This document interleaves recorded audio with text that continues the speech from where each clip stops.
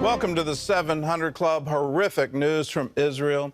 3 Israeli fathers were axed to death. Several others were wounded by 2 terrorists heeding a call from Hamas to murder and maim. The fathers leave behind 16 children.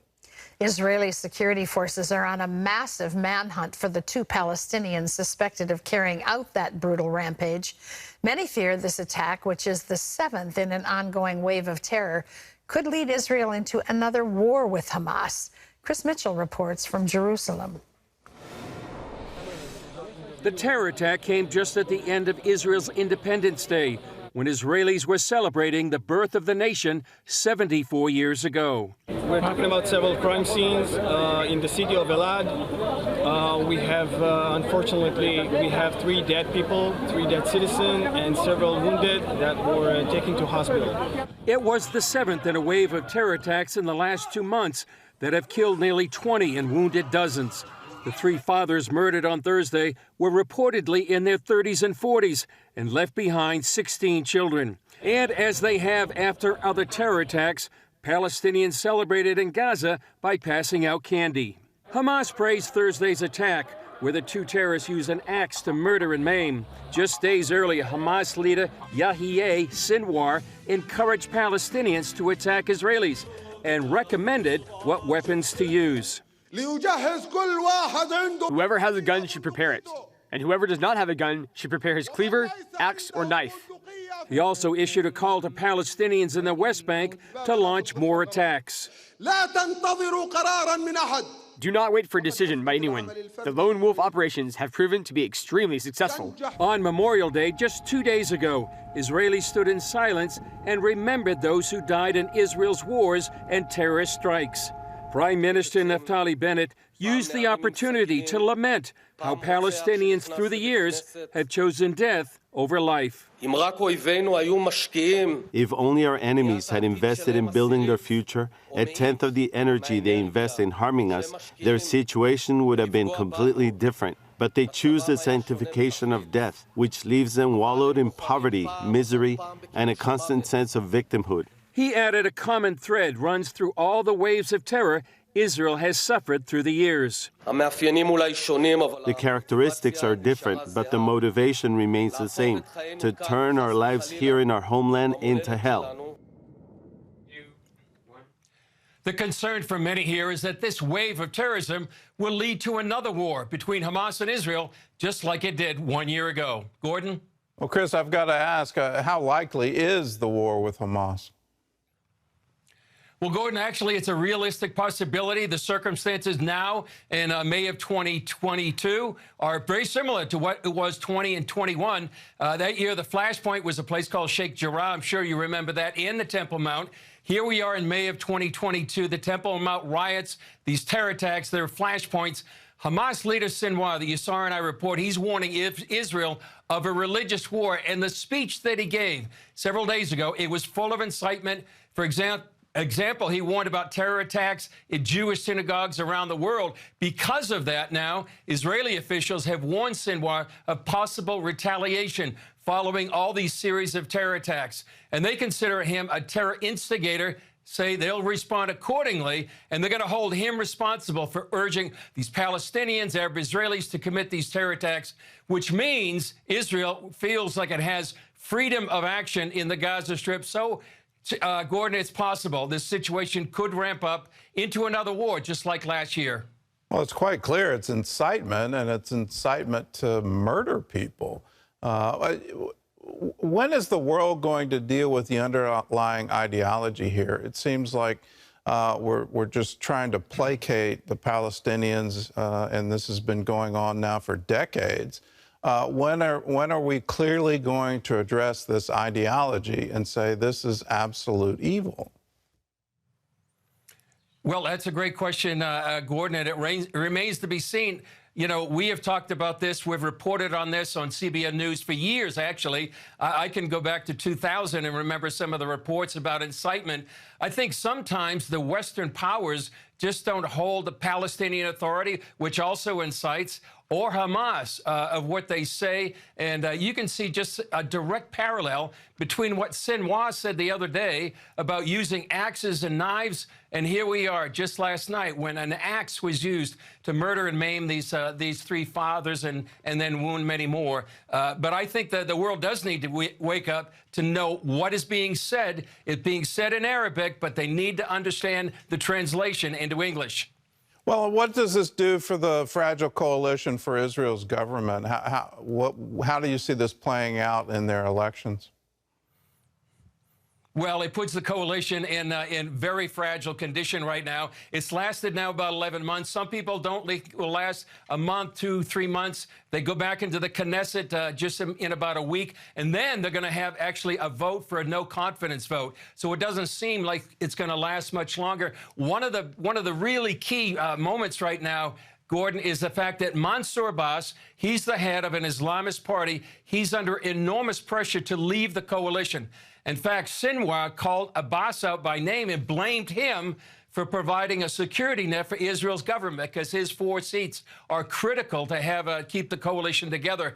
He blames him for standing with the government that's desecrated the Al-Aqsa Mosque. So Sinwar says it's a crime they can't forgive. So if Abbas leaves the coalition with his 1, 2, or 4 seats in total that he has, it's really going to lead to a collapse of the government, and then we may be leading to new elections here in Israel. Well, Chris, thanks for the insights. Thanks for the report from Jerusalem. And let me remind everyone, this is an ideology, and it goes back a long time. This isn't something new. The radicalization happened in the 1950s. Before that, they really didn't even identify as Palestinians. It was the PLO being created in Egypt that actually started that movement, and that was in the 1950s.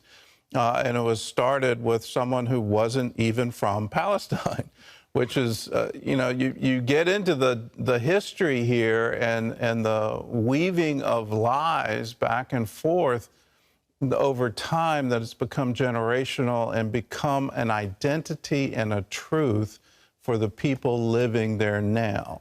We have to come against these ideas. The idea to drive Israel into the sea is a lie. Israel has every right under international law to exist. The idea that you somehow get merit in heaven by killing Jews is an absolute lie. These things have to be confronted by the entire world and say, no, you've been sold something for generations. And I'll echo what the Prime Minister of Israel just said. It has trapped you in poverty and misery. It is your own fault you're there. It has nothing to do with Israel. If you had wanted another state, you could have had one in 1948. You could have had one in 1967. You could have had one in 1973. Let me go through all the Oslo Accords, all of it. You could have had one. And here's the irony of ironies. Israel would have given you Jerusalem. But because of the hardness of your heart, you refused it. In that, you have to recognize, look in the mirror, blame yourself for where you are. In other news, the government has now put strict limitations on the Johnson & Johnson vaccine because of serious health risks. John Jessup has that story from Washington. John? That's right, Gordon. Regulators took that action because of the ongoing possibility of rare but serious blood clots. The Food and Drug Administration said the shot should only be given to adults who can't get any other vaccine or specifically request the one from Johnson & Johnson. The FDA's vaccine chief said the agency decided to make the restriction after taking another look at the data on the risks of blood clots and concluding they're limited to the J&J vaccine. Now, the problem occurs in the first 2 weeks after vaccination, so if you got a J&J shot a while ago and haven't had any problems with blood clots, experts say you can rest easy. Some reassuring news there. Well, turning now to the war in Ukraine, where more civilians were rescued today from the tunnels under that besieged steel plant in Mariupol. Ukrainian resistance fighters are refusing to surrender as Russian forces try to complete their takeover of the city. That fight is happening amid new reports about the intelligence the United States is sharing with Ukraine in their war against the Russian invasion. Brody Carter brings us that story. In the bunkers of Mariupol, under the Azovstal steel plant, Ukrainian defenders are taking what may be their last stand against Russian troops. Over 200 civilians, including children, are trapped here. Heavy, bloody battles have made escape nearly impossible. Fresh attempts to rescue those trapped resumed this morning. If the Kremlin completes its capture of the strategic port city, it would be Russia's biggest success so far in the war. The violence that's being visited on Mariupol and the destruction that's being caused there as a continued bombardment by Russian airstrikes in Mariupol. Vladimir Putin is pushing for a victory to showcase on Monday, Russia's Victory Day, a pageantry parade which celebrates the Soviets' triumph over Nazi Germany. Despite the war, volunteers in Mariupol cleaned up the streets so its citizens can mark the holiday as well.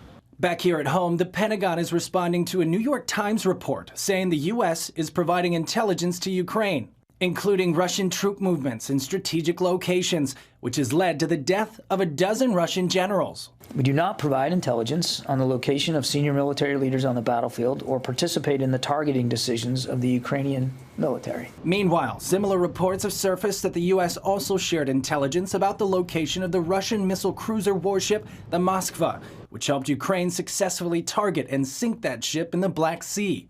A major failure for the Russian military. The U.S. says Ukraine made the decision to sink that ship. The Pentagon saying America supplies Kyiv's forces with military intelligence solely to help Ukrainians defend their country. As the fighting continues, civilians are paying a heavy price for Putin's war. More than 12 million Ukrainians have fled their homes. 6.5 million are still somewhere in Ukraine, while 5.7 million have left for neighboring countries, with more than 3 million going to Poland. Brody Carter, CBN News. Thank you, Brody. Gordon, more and more, it's harder to see the end in sight of this war. No, there's no end in sight, but I really want to point out how the New York Times seems to continue to get it wrong. Back just a few years ago, they were claiming that President Trump had some kind of deal and knew about Putin putting out bounties on U.S. soldiers in Afghanistan. That got a lot of play, a lot of reaction. It was timed for the election, all of that. And then after the election, it comes out that's not true and never was true. And they didn't properly fact check their story. Here, during the middle of the war, they're claiming U.S. intelligence helped Ukrainians target Russian generals. Now, that is an incitement for this war to spread and for Russia to now retaliate against U.S. interests in Europe. This is a story you absolutely have to get right. And for the Pentagon to come out and say it's dead wrong, it never happened, we aren't assisting Ukraine in targeting at all, makes me question the New York Times. What is their editorial policy, and are they going to come out with some kind of apology?